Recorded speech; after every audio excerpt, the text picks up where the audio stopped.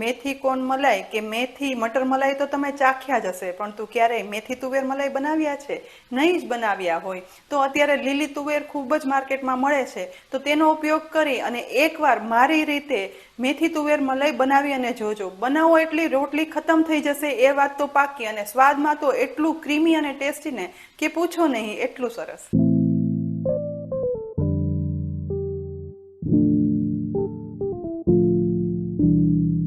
અત્યારે શિયાળામાં તો લીલી તુવેર કેટલી સરસ મોટા દાણાવાળી અને એકદમ મીઠી મળે છે. આ લીલી તુવેરના દાણામાંથી આપણે લીલવાની કચોરી, લીલવા રીંગણની સબ્જી તો બનાવીએ જ છીએ. પણ આજે એકદમ ટેસ્ટી અને ક્રીમી તુવેર મેથી મલાઈ બનાવીએ. તો તેના માટે સૌપ્રથમ આપણે 200 ગ્રામ લીલી તુવેરના દાણા ફોલી લીધા છે અને સાથે સાથે મેથીની ભાજીને પણ ફોલી સાફ કરી લીધી છે, જેને હવે આપણે ઝીણી એકદમ સમારી લઈશું અને એ પછી પાણીથી સાફ કરી લેવાની. હવે થોડી તૈયારી પણ કરી લઈએ. તો ગેસના ધીમા તાપ પર પેનમાં 2 ટેબલસ્પૂન તેલ ગરમ કરી લેવાનું. ગરમ થતા તેલમાં અડધી ટીસ્પૂન જીરું વઘારી દેવાનું અને જીરું સહેજ એવું ગોલ્ડન બ્રાઉન થાય ને એટલે તેમાં તુરંત જ લીલી તુવેરના દાણા છે ને તે બધા વઘારી દેવાના છે. સાથે સમારેલી મેથીની ભાજી પણ ઝીણી સમારી લીધી છે, તો તેને પણ વઘારી દઈશું. તેમાં અડધી ટીસ્પૂન મીઠું અને 1/4 ટીસ્પૂન હળદર પાવડર ઉમેરી દેવાનો અને સહેજ એવું મિક્સ કરી અને સાતળી લેવાનું છે. હવે ફક્ત 1 જ કપ ઉપરથી પાણી ઉમેરી દેવાનું અને એ પછી ઢાંકણ ઢાંકી અને ધીમા ગેસે આ બંનેને ચડવા દઈશું. એ દરમિયાન આ સબ્જીની ક્રીમી ગ્રેવી બનાવવા માટે અહીં પહેલા એક મોટું ટમેટું લઈ તેના મોટા ટુકડા કરી લેવાના. અહીં નાના મોટા ગમે તેવા ટુકડા કરશો ને તો ચાલશે.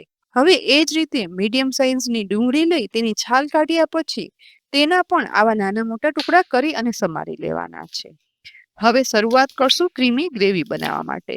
તો એક પેનને ગેસની લો ફ્લેમ પર ગરમ કરી તેમાં 2 ટીસ્પૂન તેલ ઉમેરી ગરમ કરવાનું. સૂકા મસાલામાં સૂકું લાલ મરચું, તમાલપત્ર, 1 લીલી એલચી અને તજ લવિંગના ટુકડા બધું તેલમાં સાથે ઉમેરી દઈ સહેજ એવું સાતળવાનું. મસાલા સતળાતા સુગંધ આવવાની શરૂઆત થાય ને એટલે તેમાં ચોપ કરેલા આદુ, લસણ અને લીલા મરચાના ટુકડા ઉમેરી દઈ સહેજ એવું વધારે સાતળી લેવાનું. આ વઘારને સાતળતા પણ લસણ સતરાવાની સુગંધ આવવાની શરૂઆત થાય ને એટલે તેમાં સમારેલી ડુંગળીના ટુકડા ઉમેરી દઈ અને મિક્સ કરવાના છે અને ડુંગળી સોફ્ટ થાય ને ત્યાં સુધી સાતળવાના છે. આ ડુંગળીને સોફ્ટ થતા 2 મિનિટ જેવો સમય થશે. એ પછી અહીં જુઓ ડુંગળી છે ને તે સોફ્ટ ગુલાબી બ્રાઉન થવા લાગી છે. આ સમયે 7 થી 8 નંગ કાજુ પણ ઉમેરી દેવાના. અહીં જો મગજ તરીના બી હોય ને તો તે પણ થોડા એવા ઉમેરી શકાય, પરંતુ તે ઓપ્શનલ છે, જેથી ગ્રેવી છે ને તે એકદમ ક્રીમ બનશે. બસ વધારે અડધી મિનિટ જ આ કાજુ સાતળાઈ જાય ને એટલે કરેલા ટમેટાના નાના મોટા ટુકડા હતા ને તે પણ સાથે ઉમેરી દેવાના છે. તેને પણ બાકી રહેલા મસાલા સાથે મિક્સ કરી દેવાનું અને સોફ્ટ થાય ને એટલા ધીમા ગેસ પર મિક્સ કરતા જઈ અને સાતળવાના છે. વધારે 2 જ મિનિટમાં ટમેટા પણ સતળાઈ જુઓ આવા સોફ્ટ થઈ જશે. એટલે આ સમયે તેમાં આખા ઉમેરેલા મસાલા છે ને તેને અલગ કરી લેવાના, જેમાંથી અહીં મેં તમાલપત્ર અને લાલ મરચું છે ને તે અલગ કર્યું છે. હવે આ મિશ્રણમાં મસાલા કરી લઈએ. તો તેના માટે 1 ટીસ્પૂન કસૂરી મેથી, 3/4 ટીસ્પૂન કિચન કિંગ મસાલા પાવડર, 1/8 ટીસ્પૂન હળદર પાવડર, કારણ કે હળદર પાવડર છે ને તે તુવેર મેથીના વઘારમાં ઉમેરી છે. સાથે 1/4 ટીસ્પૂન લાલ મરચું પાવડર ઉમેરી વઘારમાં બધું મિક્સ કરી દેવાનું છે. અહીં મીઠું નથી ઉમેરવાનું, કારણ કે તુવેર અને મેથીના વઘારમાં આપણે જોઈએ એ પ્રમાણે મીઠું ઉમેરેલું જ છે. 1 જ મિનિટ બધું સાતળી લેવાનું છે, જેથી મસાલાની ફ્લેવર છે ને તે ઉભરી અને બહાર આવી જશે. બસ અડધી મિનિટ જ બધું મિક્સ કર્યા પછી હવે બનેલા આ મસાલાને ગેસ પરથી નીચે ઉતારી લઈ અને થોડો એવો ઠંડો થાય ને એટલે બધું મિક્સરના જારમાં ટ્રાન્સફર કરી દેવાનું છે.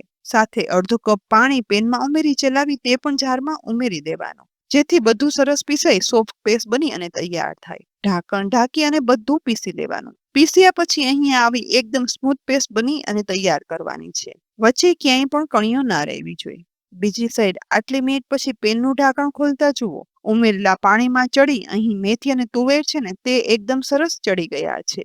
તુવેરના દાણાને પ્રેસ કરતા તે સોફ્ટ થઈ ગયા છે, મતલબ કે મેથી પણ એકદમ સરસ ચડી જ ગઈ હશે. બસ આ સમયે બનાવેલી સ્મૂથ પેસ્ટ છે ને તે બધી જ ઉમેરી દેવાની છે અને એ પછી જારમાં થોડું એવું પાણી ઉમેરી દઈ મિક્સ કરી અને સાથે ઉમેરવાનું, કારણ કે ઘણી બધી ગ્રેવી છે ને તે જારમાં ચોટેલી છે. અહીં પાણી ઉમેરવાથી ગ્રેવી થોડી પતલી પણ થશે. હવે ઉમેરેલી પેસ્ટને તુવેર અને મેથી સાથે બરાબર મિક્સ કરી દેવાની. એટલે ઓરિજિનલ પંજાબી ગ્રેવી સાથે એકદમ મસ્ત ટેસ્ટી તુવેર મેથી મલાઈની સબ્જી બની અને તૈયાર થશે. પરંતુ હજી આ ગ્રેવીને સબ્જીમાં પકવવાની બાકી છે. માટે ઢાંકણ ઢાંકી 1 થી 2 મિનિટ ગેસના લો ફ્લેમ પર ચડવા દેવાની છે, જેથી ગ્રેવી ઘટ થઈ અને ક્રીમી સબ્જી બની તૈયાર થાય. એ પછી ઢાંકણ ખોલતા જ એકદમ સુગંધીદાર આ મેથી તુવેર મલાઈની સબ્જી એવી સુગંધીદાર બનશે ને કે ઘરના બધા જ આ સુગંધને લીધે જ કિચનમાં આવી જવાના. આ સમયે ઉપરથી થોડું એવું એટલે કે 1 ટીસ્પૂન જેટલું ફ્રેશ ક્રીમ ઉપરથી ઉમેરી દેવાનું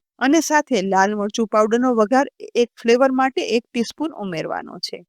અહીં જો ફ્રેશ ક્રીમ ના હોય ને તો દૂધની મલાઈ મિક્સ કરી અને ઉમેરવાની. બસ થોડા એવા ફ્રેશ ક્રીમને કારણે આ સબ્જી એકદમ સ્મૂધી અને ક્રીમી બની તૈયાર થશે. ગરમ ગરમ બનેલી આ મેથી તુવેર મલાઈની સબ્જી સવારે કે સાંજે બનાવીને પીરસો ને એટલે પરાઠા રોટલી જેટલા બનાવ્યા હશે ને તે ખવાઈ જશે. તો શિયાળામાં ખૂબ જ આવતી મેથી અને લીલી તુવેર ખાવાનો આ એક નવો જ અનુભવ છે. ખૂબ જ ઉપયોગી આ મેથી તુવેર મલાઈની સબ્જી આ વખતે બનાવી એ પછી તમારો ફીડબેક કોમેન્ટમાં લખી અને ચોક્કસથી કહેજો. સાથે જ રેસીપી પસંદ આવી હોય ને તો લાઈક કરી અને શેર કરી દેજો. એકદમ નવી રેસીપી છે અને તેની સાથે જ અમારી kitchen series YouTube channel subscribe કરી અમારા ફેસબુક પેજને લાઈક કરી અને ફોલો કરી લેજો, જેથી આવનારી અનેક ઉપયોગી રેસીપીના અપડેટ્સ તમને તુરંત જ મળે. આવતીકાલે ફરી મળશું એક નવી રેસીપી સાથે. ત્યાં સુધી આવજો.